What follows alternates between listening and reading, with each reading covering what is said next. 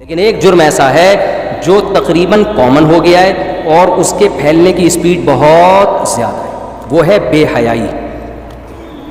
سمجھتے ہو؟ اس کو لوگوں نے جرم کی فہرست سے نکالا. میں عمرے پہ گیا تو مجھے جو روم ملا ہوا تھا اس کے ساتھ ایک روم تھا، اس میں ایک فیملی آئی ہوئی تھی. پوری رات ان کے مجھے نیند نہیں آتی تھی اس سے، اتنی زور سے آواز. ایک دن میں نکل گیا، میں نے ان سے پوچھا یار یہ تھوڑا رات کو تو آرام کر لو. کون؟ تو پتہ چلا جی کزنوں کے ساتھ لڑکوں کا گروپ آیا ہوا ہے عمرہ کرنے کے لیے. میں نے ان سے کہا دیکھو عمرہ کرنا فرض نہیں ہے، لیکن آپ کی جو فیمیل کزن ہے اس کا آپ سے پردہ کرنا، بولو بالفرض پردہ نہیں کرتی تو کم از کم فری تو نہ ہونا. ہاں ایک جوان کزن بیٹھے ہوئے ہیں، یہ لڑکیاں بیٹھی ہوئی ہیں اور ایک ہی کمرے میں، سو بھی ادھر ہی رہے ہیں، گپیں بھی ادھر ہی مار رہے ہیں. یہ کتنی بڑی خدا کی غضب کو دعوت دینے والی بات. ہم ہندو تھوڑی ہیں، ہم کوئی کافر تھوڑی ہیں، انگریز تھوڑی ہیں. محرم نامحرم کا کی اصطلاح انگریزوں میں ہے، بولو نا. وہ مذہب کو نہیں مانتا، جیسے چائنا والے مذہب کو نہیں مانتے. وہ کھانا کھانے سے پہلے یہ نہیں دیکھتے کہ حلال ہے حرام ہے پاک ہے نہ پاک ہے، وہ کہتے ہیں پروٹین فل آف پروٹین ہے یا نہیں. کہ کتا بھی کھا جاتے ہیں، کتے میں گائے سے زیادہ پروٹین ہے ان کی رائے کے مطابق. تو ان کے یہاں حلال حرام محرم نامحرم نہیں ہے. تو آپ ادھر چلے جاؤ بھائی، پھر چھوڑ دو کزن کیا ہوتی ہے اور خالہ وہ محرم کیا ہوتی ہے، چھوڑ دو. اسلام نے تو پورا ایک دیوار کھینچی ہے. اور سورہ نور میں بھی سورہ حجاب میں بھی پوری ڈیٹیل قرآن نے بیان کی ہے. یہ محرم ہے اور یہ نامحرم. لا یبدین زینتہن، عورت اپنی زینت کو ظاہر نہیں کر سکتی الا لآبائہن، سوائے اپنے باپ دادا کے سامنے، بعولتہن اپنے شوہر کے سامنے، اور ابناء بعولتہن ابناء بعولتہن اپنے شوہر کے بیٹے جو ستیلا بیٹا ہے. ایک ایک رشتے کا نام لے کے قرآن نے بتایا کہ ان کے سامنے زینت ظاہر کر سکتی ہو، بے تکلف ہو سکتی ہو. اس کے علاوہ ساری دنیا کے سارے مرد تمہارے لیے کیا ہیں؟ نامحرم. آج ہم ماڈرن ہوتے ہوتے اتنے ماڈرن ہو گئے ہیں کہ محرم نامحرم کی ٹرم ایک مولویوں کی ٹرم سمجھی جاتی ہے، دقیانوس لوگوں کی ٹرم سمجھی جاتی ہے. کوئی نوجوان اپنی کزن سے ہنس کے بات نہیں کر رہا، رشتہ دار اسے کہیں تمہاری کزن ہے یار گپ شپ لگاؤ، وہ کہے یہ میری لیے نامحرم ہے. کیا کہتے ہیں؟ دقیانوس، پرانے خیالات. انسان کا دل صاف ہونا چاہیے. میں سمجھا پا رہا ہوں اپنی بات؟ او بھائی یہ کیا ہو رہا ہے یہ معاشرے میں؟ خدا نہیں چھوڑے گا، دنیا کچھ نہیں، دنیا تو آپ کی اور عزت کرے گی، بڑا لبرل ہے، بڑا ماڈرن ہے، بڑا ماڈرن ہے. خدا نہیں چھوڑے گا، یہ یاد رکھو. یہ جو اللہ بھینس کے دودھ پلا رہا ہے نا ہمیں، سوکھے چارے کھلا کھلا کے بیچ سے خربوزے نکال رہا ہے، اس کا اللہ ہم سے قیمت لے گا. پوری قیمت نہیں، صرف اتنی کہ تم نے شکر ادا کیا. کہ پوری قیمت تو کوئی بھی نہیں دے سکتا. اللہ اتنا پوچھے گا کہ خربوزے کھا کے اور میری نعمتیں صبح شام کباب پراٹھے کھا کے، کم وقتو میں نے تمہیں یہ بتایا تھا کہ یہ محرم ہے یہ نامحرم ہے، یہ فرق تم نے کیا کہ نہیں کیا. اگر آپ لبرل بن رہے ہو، خدا کو آپ کے اسلام کی کوئی ضرورت نہیں ہے. تو مجھے بڑا تعجب ہوا کہ یار اب عمرے جیسے مبارک سفر میں بھی یہ ہو رہا ہے. کزنیں ہاں وہ پوری رات کہہ کے لگ رہے ہیں ایک کمرے میں. تو میں نے ان سے کہا، میں نے کہا وہ تو کزن کو چاہیے اپنے میل کزن سے پردہ کرے. پردہ نہیں کرتی، بے تکلف تو نہ ہو نا. بے تکلف بھی ہوتی ہے اس سفر میں تو نہ ہو، کم از کم اس سفر میں تو نہ ہو. یہ تو عمرے کا سفر ہے. مذہب چند رسومات کا نام رہ گیا ہے جو اسلام کی. یہ پتہ ہے کیا ہے؟ اس بے حیائی سے آہستہ آہستہ ہمارا فیملی سسٹم کیا ہو جائے گا؟ تباہ. گورے آج جو گدے گھوڑوں والی زندگی گزار رہے ہیں نا، ابا کا ہی نہیں پتا، ان کے تو خالہ چچا ہی نہیں ہوتی. کبھی سنا اوباما صاحبہ کی خالہ ہی نہیں ملنے کے لیے عید پہ بلایا انہوں نے اس کو؟ ہوں گی، مجھے میں اتنا بڑا الزام نہیں لگاتا کسی پہ، لیکن کوئی ویلیو نہیں ہے ان کے یہاں. تو یہ آہستہ آہستہ جو بے تکلفیاں ہو رہی ہیں نا براڈ مائنڈڈ بن کے، اس کی سزا آپ کی نسلوں کو بھگتنی پڑے گی. کیونکہ یہ براڈ مائنڈڈ بنتے بنتے آپ پھر وہ حدود آہستہ آہستہ کراس کرو گے جو آج آپ برا سمجھ رہے ہو جس کو، لیکن کل وہ حدود کراس ہوں گی. یونیورسٹیوں میں فیمیل ٹیچرز پڑھا رہی ہیں، لڑکے ان سے فری ہو رہے ہیں، ہاں وہ گپ شپ لگا رہے ہیں، کہہ رہے ہیں براڈ مائنڈڈ، ہماری نیت صاف ہے. آپ کی نیت صاف ہو یا نہ ہو، آپ کو نامحرم سے فری ہونے کی اجازت اللہ نے آپ کے لیے، آپ کی دلچسپی کے لیے صرف اور صرف آپ کی بیوی کو بنایا ہے. اس کے علاوہ اللہ نے آپ کے لیے کسی اور کو نہیں بنایا. جتنا فری ہونا ہے، ہاں ہاں ہو ہی کرنا ہے، بیوی کے ساتھ بیٹھ کے کرنا. اس کو لفٹ کرانے کے لیے تیار نہیں. کتنی عورتیں کہتی ہیں کہ ہمارا میاں گٹر کے ڈھکن پہ بیٹھا رہتا ہے سارا دن باہر اور ہا ہا ہو گپ شپ ہو رہی ہے, لڑکوں وہ دیکھ رہی ہوتی ہے کھڑکی سے جھانک کے اور بڑی گپیں چل رہی ہیں, اور اندر آتا ہی ایسے جیسے ناک پہ مکھی بٹھا کے آئے. یہ ہو رہا ہے, یہ خدا کا خوف نہیں ہے نا. بیوی سے مسکرا کے بات کرنے پہ صدقے کا ثواب ملے گا, سالی سے مسکرا کے بات کرنے پر کوئی ثواب بولو نہیں ہے, کوئی ثواب نہیں. تو ہمارا خاندانی نظام آہستہ آہستہ کیا ہو رہا ہے, تباہ.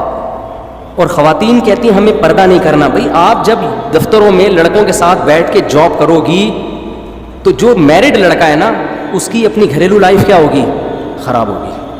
وہ آپ میں زیادہ دلچسپی لے گا, بیوی اسے بوجھ لگے گی. اور آپ میں بھی دلچسپی انٹرٹینمنٹ کے لیے لے گا, شادی کرنے کے لیے نہیں لے گا. چاہے میرے 4 شادیوں پہ 100 بیانات سنے ہوئے اس نے, پھر بھی نہیں لے گا.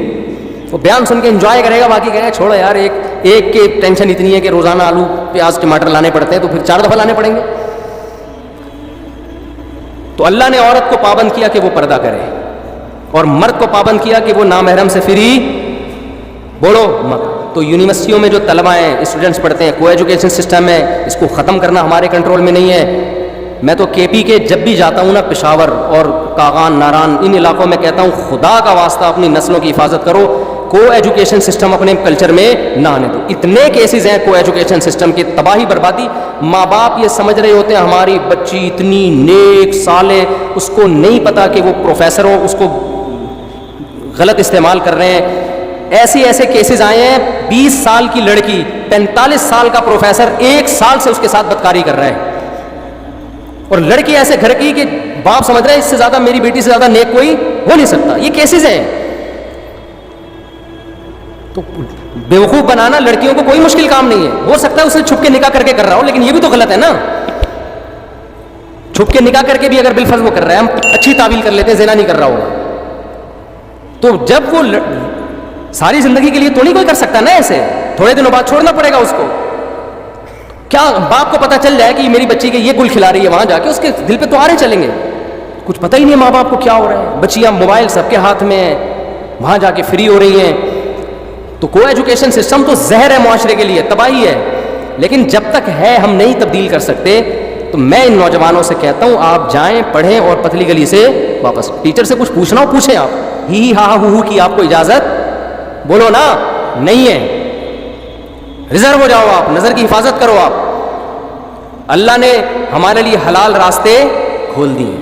نکاح کرنا پیغمبروں کی سنت ہے, بیوی سے محبت کرنا پیغمبروں کی سنت. ہمارے نبی جب گھر میں آتے مسکراتے چہرے کے ساتھ آتے تھے.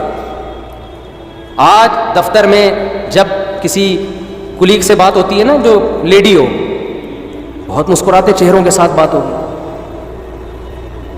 اور جب گھر میں آتے ہیں بیگم کے ساتھ بات کرنے کا ٹائم ہے ہی نہیں. ہوتا ہے شروع میں 1-2 مہینے بڑے اچھے انجوائے کرتے ہیں لائف کو, گھوم رہے ہیں. اب تو فیس بک پہ تصویریں بھی ڈالنا شروع کر دی ہیں اپنی بیگم کی. اس کا بھی عورت کو نقصان ہو رہا ہے. یہ جو ہمارے معاشرے میں کلچر ہے نا اپنی بیویاں دکھانے کا, کیونکہ لڑکے یہ کام کرتے ہیں شو مارنے کے لیے.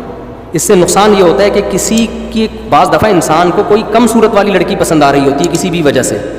ایسا بھی ہوتا ہے کہ اخلاق اچھے ہیں, خاندان اچھا ہے, کوئی بات نہیں, شکل اچھی نہیں ہے, عمر بھی زیادہ, میں کر لیتا ہوں. ایسا بہت ہوتا ہے. لیکن اب لڑکے اس چکر میں نہیں کرتے کہ یار دوستوں کو ہم تصویر کیا دکھائیں گے, دوست مذاق اڑائیں گے, فیس بک پہ ہم کیا ڈالیں گے.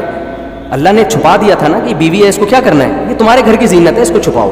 دوستوں کے سامنے اس کو دکھانے کی ضرورت نہیں ہے. تو انسان کہتا ہے بھائی میں محبت کرتا ہوں. مجھے ہمارے ایک دو جاننے والے تھے, ان کی وائف بہت ہی بدصورت.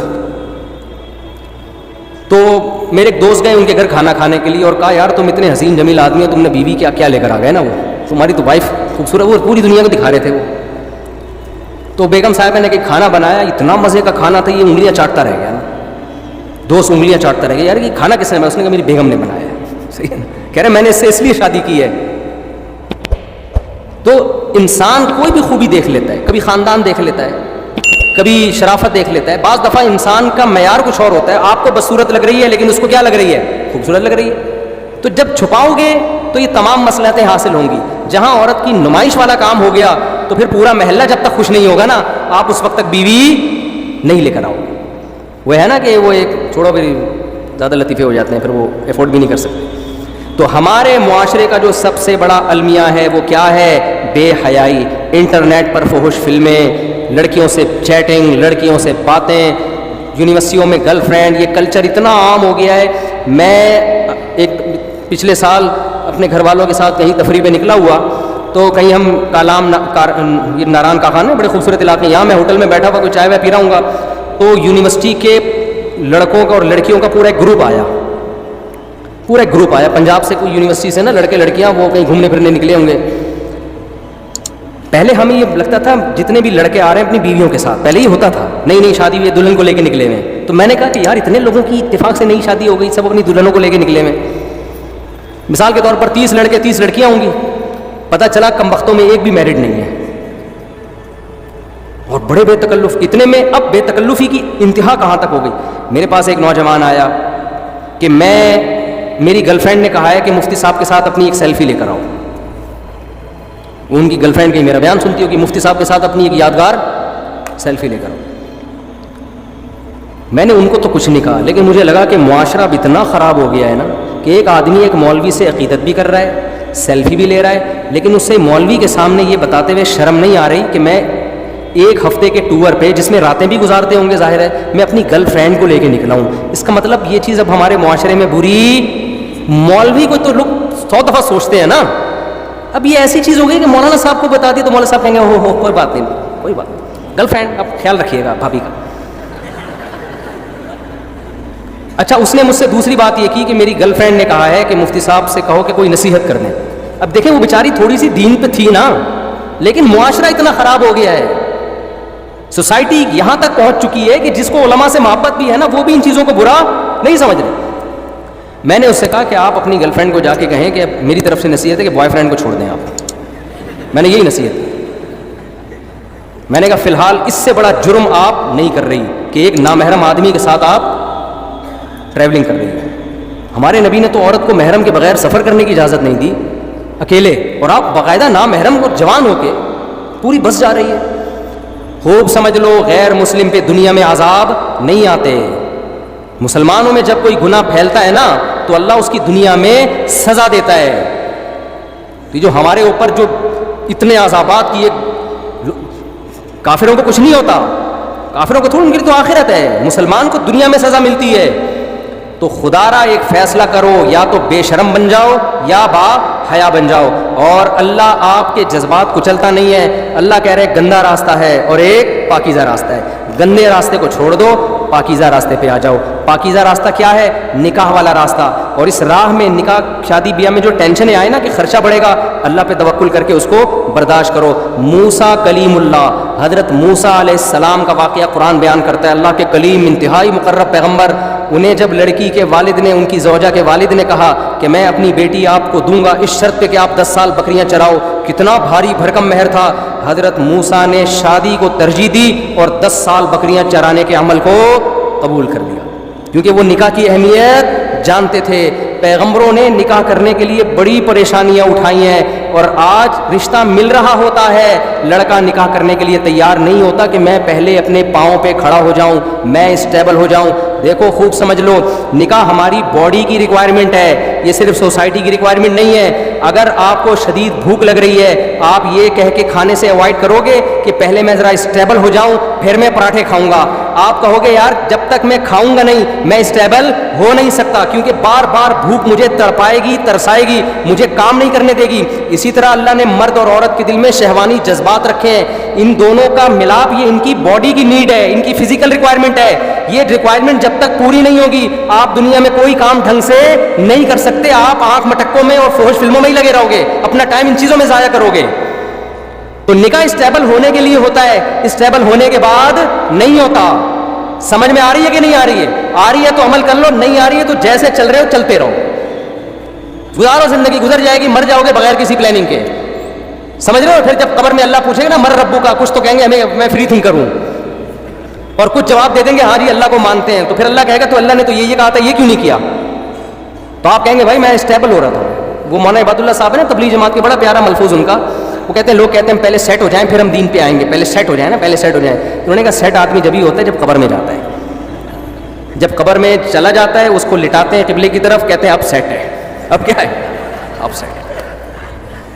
تو پورا سیٹ وہیں جا کے ہوگا، اس سے پہلے تو پھدکتا رہتا ہے، یہ کر لو وہ کر لو، کبھی بھی اسٹیبل نہیں ہوتا. تو یہ سارے کام بغیر اسٹیبل ہوئے. بھوک لگ رہی ہے تو آدمی کہتا ہے پہلے اسٹیبل ہو جاؤں. ایکچولی ابے بھائی کھا لے یار، اس کے بعد سوچنا. مانگ کے کھا لے اگر تیرے پاس پیسے نہیں ہیں، بعد میں پیسے دے دینا اس کو، یہی ہوتا ہے نا. تو اسی طرح یہ نکاح آپ کی باڈی کی ریکوائرمنٹ ہے. وہ بھائی پہلے اس ریکوائرمنٹ کو پورا کرو. ہر مرد جب بالغ ہوتا ہے اس کو بیوی چاہیے اور عورت کچھ اور چاہیے. تو یہ ہماری باڈی کی نیڈ ہے، اس کو پورا کرو. اس کے بعد پڑھائی بھی جاری رکھو، پڑھتے بھی رہو. کوئی نہیں، یہ گورے تھوڑی ہیں یار ہم، ورنہ یہی ہو جائے گا، بچے پیدا ہوں گے اور تمبو لگا رہے ہوں گے ابا اماں کی شادی میں. تو فیصلہ کرو ہم ادھر ہیں یا ادھر ہیں. اللہ تعالی ہمیں سمجھنے کی، عمل کی توفیق عطا فرمائے. مختصر دعا